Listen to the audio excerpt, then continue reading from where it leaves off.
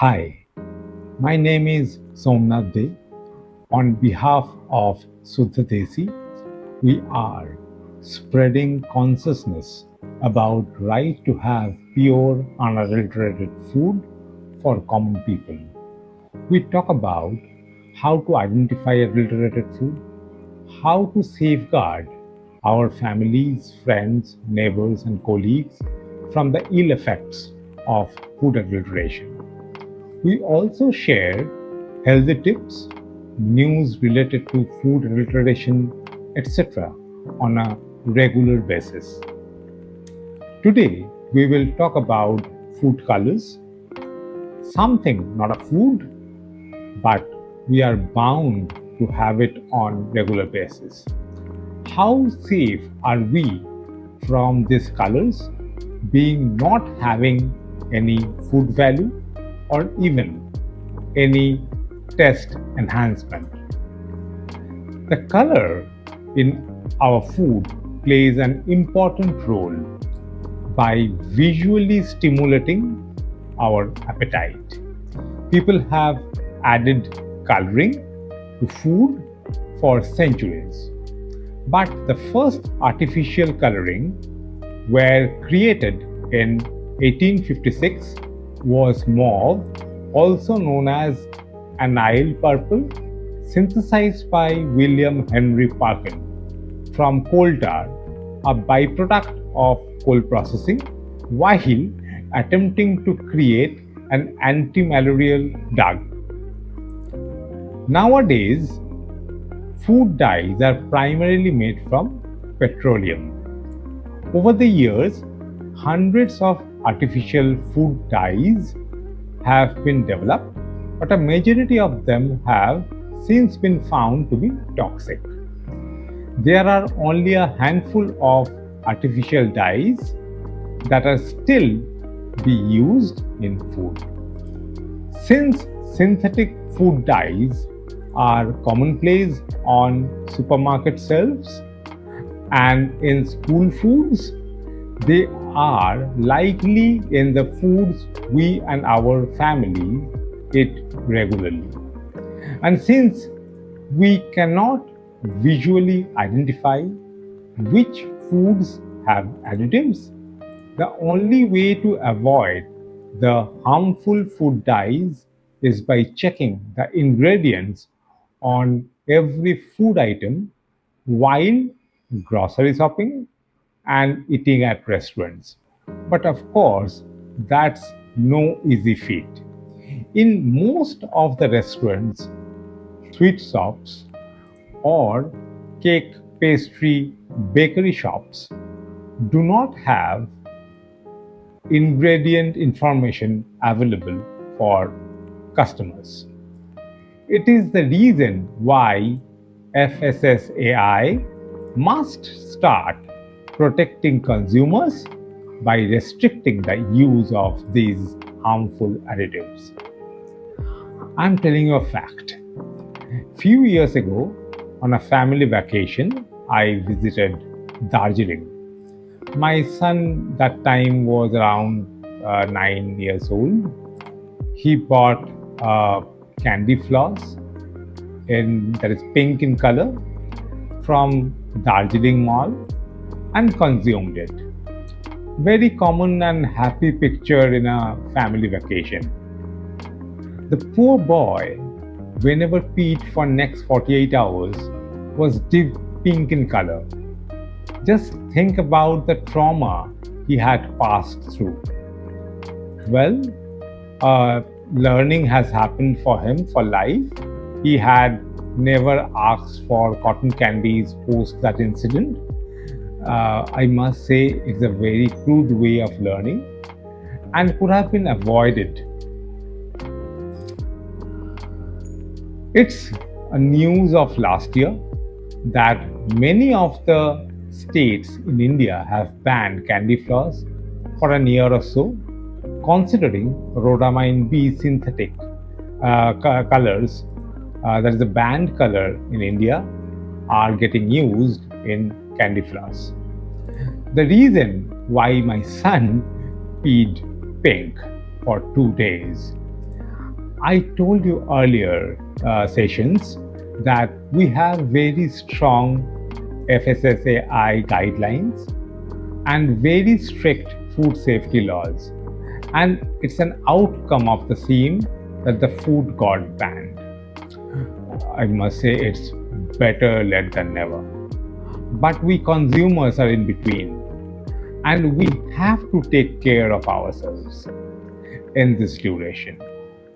We have to be alert and vigilant.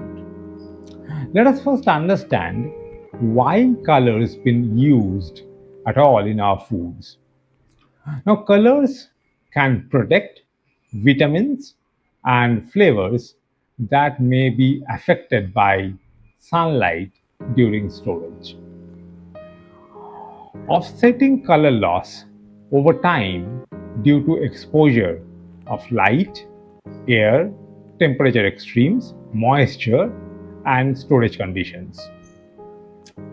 Off color food are generally considered inferior by consumers like us in quality, and so colors are added. So it's like a demand supply. Correcting natural variations in color.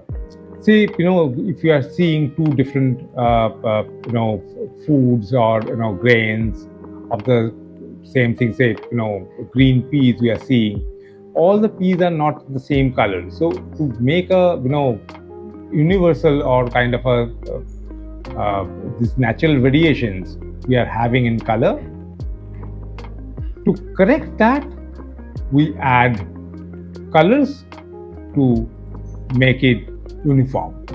Enhancing colors that occur naturally. Say, naturally the natural colors are slightly dull. To make that vibrant, we add that. Providing color to colorless, dull looking and fun foods is another reason.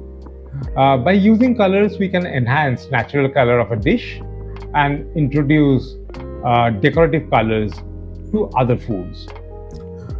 Color of the food can influence perceived flavor. So whenever we see deep red, we perceive that as very hot in nature. Now, dyes are used to make vegetables or food look more vibrant and appealing, which can lead to increased sales and customer acceptance. See, if we take an example, do we really buy vegetables or green leafy vegetables which are very dull in color? Possibly the answer is no. So you have understood why food colors are used in different food items. But have you ever wondered where these colors come from? Let's take a closer look into that. The food coloring are of two types: artificial and natural. Not surprisingly, natural colors are better alternatives as they are wholly derived from plants. It's a no-brainer. Natural coloring usually appears less vibrant when compared to artificial coloring. This, however, does not affect the taste of our food, as colors been used to make it visually appealing, not as taste enhancer. Natural food color is any dye, pigment, or other substances obtained from vegetables, animal, mineral that are capable of coloring foods and drugs.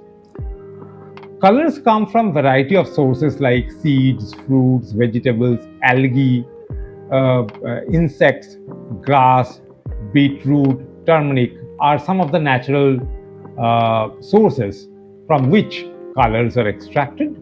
For example, red, blue, and violet are derived from anthocyanins found in beetroots, raspberries, red cabbages, grape skin extract. Green food color is derived from chlorophylls, the green pigment found in all leaves and stems.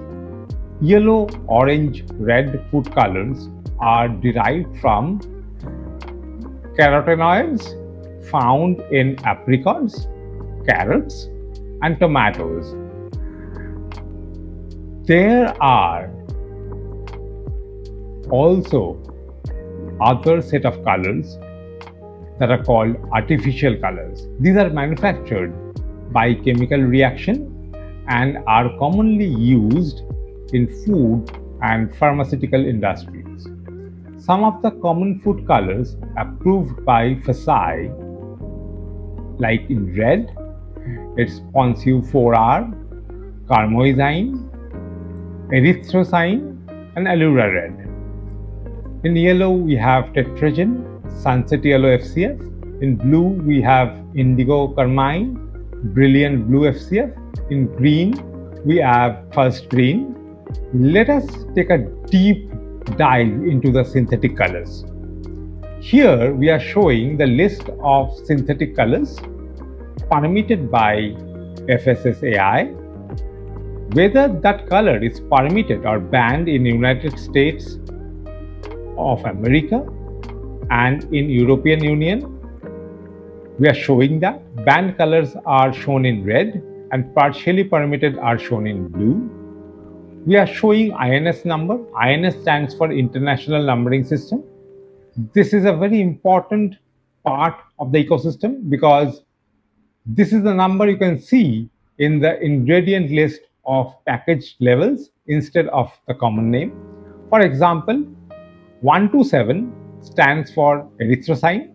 We are also showing what are the common health hazards of this synthetic food colors and in which type of food they are used. Most common types of health hazards are hives or allergies, nausea, liver damage, kidney damage, children's attention deficit hyperactivity disorder, also known as ADHD, neurotoxicity, genotoxicity, and sometimes threat to cancer also. As we called erythrocyan, in USA it is called red number 3 or red dye 3, a cherry red coloring commonly used in candy, popsicles, and cake decorating gels. Here we heavily use that in watermelons in India to make the inside look red and delicious.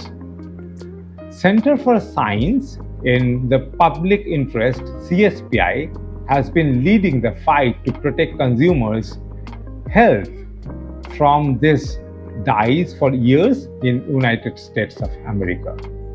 In addition to 2022 federal Red 3 petition, that same year CSPI also petitioned the California Department of Public Health, asking the department to require warning levels on dye containing foods sold in the state. We await a response on the same from federal. Last year, CSPI and partners like Environmental Working Group and Consumer Reports successfully urged Governor Gavin Newsom to sign the California Food Safety Act into law, meaning the food containing red dye 3 and 3 other harmful unnecessary food additives will no longer be legal to sell or distribute in the state beginning in 2027. Since 2010, the European Union has required a warning level on foods that contain certain synthetic food dyes to alert consumers to the potential impacts on kids' neurobehavior. We are yet to see all this in India. In continuation of the previous slide, here we talked about 2 yellow colors, 2 blues, and 1 green synthetic color. Very similar observations as the previous slide. We are now seeing non-permitted colorants like rhodamine B, metanyl yellow, orange 2, melaside green, auramine, quinoline yellow, amaranth, and Sudan dyes in the market food as adulterants. A point that is coming up to my mind is we may have a food item prepared by some color that is permitted in India. Let's consider that food color is banned in European Union. It means that food item will be considered as adulterated in European Union, but not considered adulterated here in India.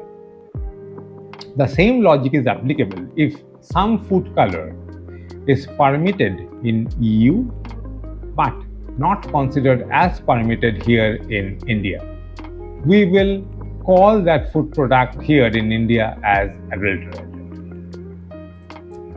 The second logical point that is coming to my mind is food colors are used to improve the visual appearance. It's not adding any flavor or food value that we discussed. We have seen significant adulteration in jaggery to make it more visually appealing with the use of metallin yellow or use of rhodamine B to color sweet potato to look better, or use of melaside grain to color green vegetables. Considering metallin yellow, rhodamine B, melaside grain are banned in India, for obvious reasons, we should call that as adulteration. My question is to viewers, we have seen heavy use of ericin B, a synthetic food color that is permitted by FSI to make a watermelon more visually appealing.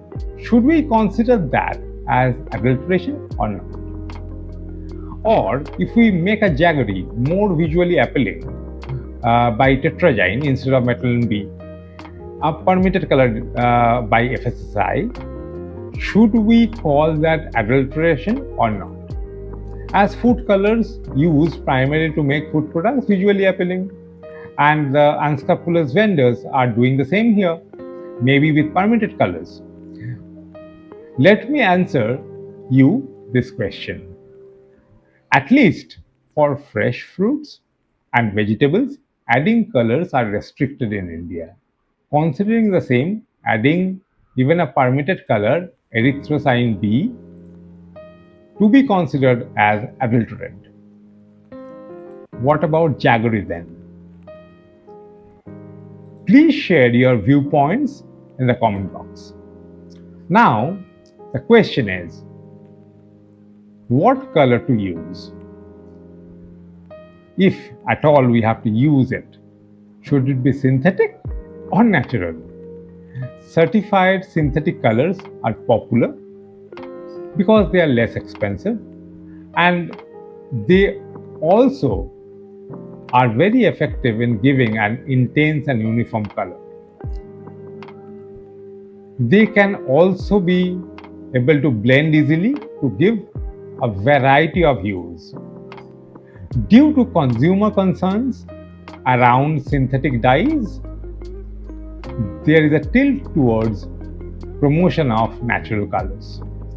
The uses of synthetic food colors is gradually coming down in India too, after realizing their harmful effects. But interestingly, artificial food dye consumption is on the rise, especially among children. It's a major concern. Consuming too much food dye containing contaminants could pose a health risk for children. Considering the relatively higher cost of natural colors, it seems to be difficult to shift from synthetic colors to the natural ones. It will be a very slow process. Many of the most commonly used food colors are synthetic petroleum derived chemicals that do not occur in nature. These synthetic dyes often substitute for real nutritious ingredients such as fruits and vegetables and are often used to make junk foods more attractive, especially those manufactured and marketed to children. Say if you talk about those jams or jellies where you will find hardly any pulp or fruit is used, is primarily some other ingredients are used there, along with the color. Unlike some additives, dyes don't keep food from spoiling or fend off bacteria that cause food poisoning. They simply exist to help food companies make brightly colored foods look more appealing to eat. So the answer is, as consumer, our vote is obviously towards natural food color. But whenever we are dependent on foods prepared with no control of ours, we are going to consume synthetic dyes. Let us accept that. Giving the example of biryani, a difficult process to cook, and we primarily dependent on consuming that from restaurants or roadside stalls. We already experienced the fiasco of meat scandal in Kolkata back in 2018, suspected to be of carcasses and sourced from dumping grounds. Most of the biryani, not all, we eat are using artificial colors. That also of industrial food dyes are used. Very easy to find out. Go to any kirana store where they are selling biryani ingredients, ask for biryani color. What they will give us is this industry grade, not to be consumed in food type color to you. It's very standard and common practice. Whether it is natural or synthetic, the key thing is to meet the desired specification of the product as stipulated by regulation.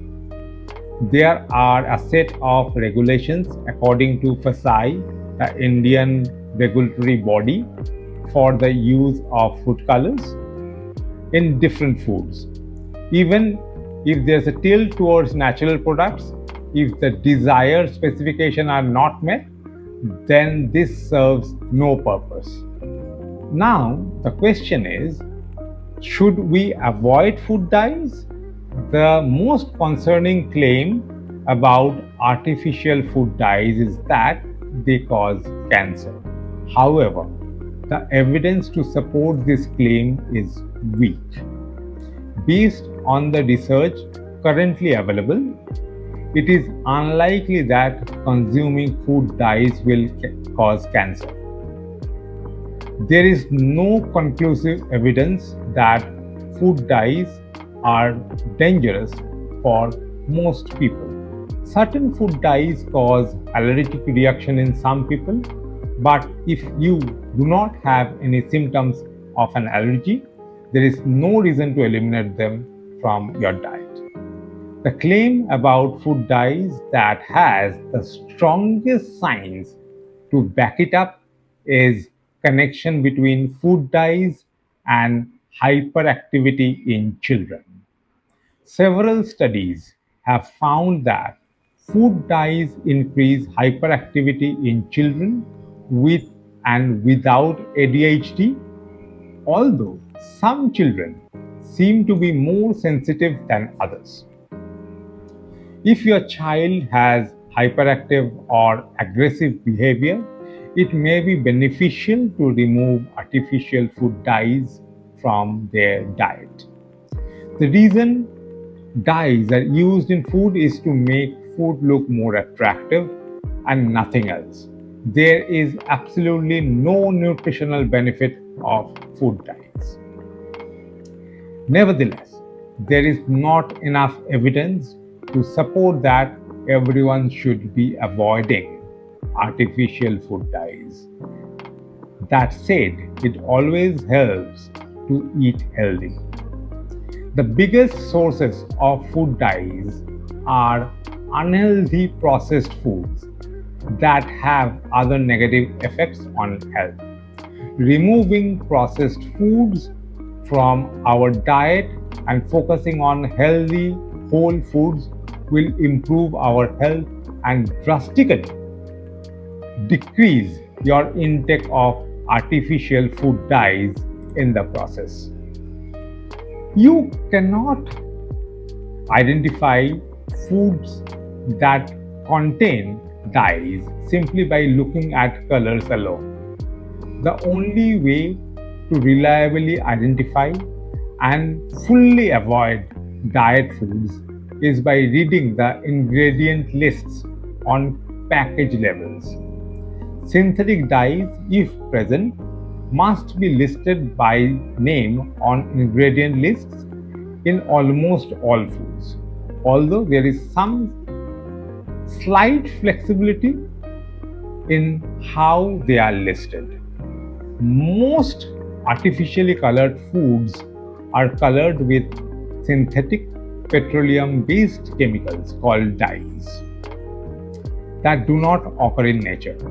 Because food dyes are used almost solely in foods of low nutritional value like candy, soft drinks, gelatin desserts, etc., a good rule of thumb is simply avoid all diet foods. Unfortunately, avoid harmful food additives is a burden that falls to the consumer when the agencies that govern our food system fail to act. The best line of defense is ingredients listed on any food product, which you should check for any additives you are chosen to avoid. Logically speaking, you will not get banned food colors like rhodamine B, methyl yellow, melacite etc. in packeted foods, though they are getting used till now, and we have seen actions as told earlier by banning food items across Indian states. However, you will find INS number 1 to 7 being used. 1 to 7 is erythrocin or red 3 or red dye 3.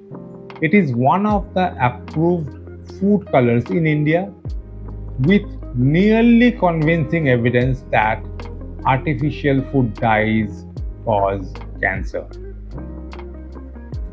In this perspective, I must tell you, we are seeing lot of watermelons are adulterated with erythrocin to make it more red and visually appealing. Consumers are reluctant to buy watermelons which are not red enough. In my experience, we have seen many vendors with highest level of confidence before even cutting the watermelon confirms it will be red and sweet too. Let's keep in your mind, watermelon is a fruit and it's a natural produce.